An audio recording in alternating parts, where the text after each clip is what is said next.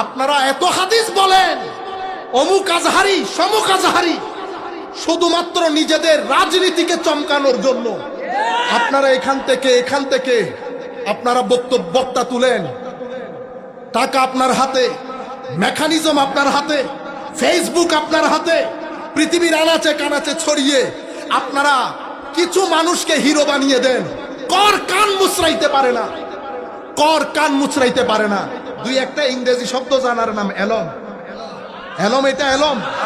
আমিও তো ইংরেজিতে কথা বলি, আমিও ইংরেজি বক্তব্য দেই, বাইরে যাই ভিতরে আসি, আমি আন্তর্জাতিক হয়ে গেছি।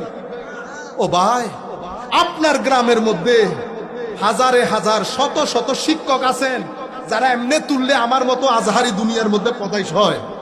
আপনারা বুঝতে পেরেছেন? আমরা সব ভুলে গেছি।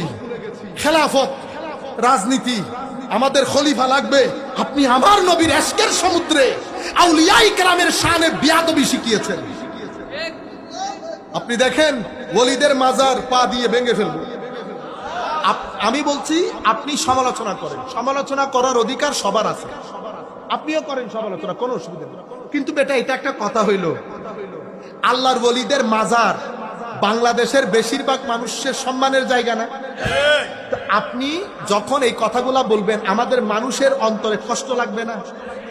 এখন সব ছেলে তো এক ধরনের না, কিছু ছেলে এটা রাগ ক্ষোভ আবার মানুষ ব্যবহার করে। এখন সেই ছেলেগুলা যদি ওখানে গিয়ে মারামারি লাগিয়ে দেয়, বাদিয়ে দেয়, এটা সভ্য সমাজ হবে? মানুষ দিনের প্রতি মানুষের অনীহা চলে আসবে না? আমি যখন সাইদি সাহেব সম্পর্কে বলছি, আমি কি গালি দিছি? আমি কি বলেছি আল্লাহ ওনাকে ক্ষমা করুন, মৌলানা সাইদি মরহুম বলছি? কেন? কারণ আমাকে সম্মান দিয়ে কথা আমি ব্যক্তি নিয়ে কথা বলতেছি না, ব্যক্তির সাথে আমার কোনো কি নাই, দ্বন্দ্ব নাই, আমি পয়েন্ট নিয়ে কথা বলতেছি। আমার তানকিদ, আমার সমালোচনা, আমার আবেগ সবকিছু পয়েন্ট নিয়ে। কোন পয়েন্ট? ওই যে আপনি কথাটা বলেছেন সেই পয়েন্ট।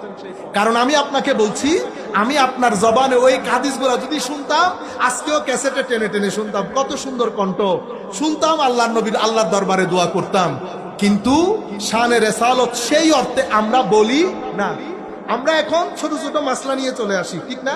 গরম কেন করতেছে, পানি বেশি খাওয়া দরকার কিনা, এই মহিলারা কি হয়েছে। আমার ছেলেদের ঈমান আকীদা ধ্বংসের পথে। একবার আসবেন না এগুলা বলার জন্য? বেদাত বাদে, বেদাত ধরেন আমি বেদাতি, ধরেন আমি বেদাত বাদে বাংলাদেশে আর কোনো সমস্যা নাই। আমার ছেলেগুলা আমার নবীর শানে যে লফজগুলা ব্যবহার করে, সেই লফজ আপনার চোখে পড়ে না?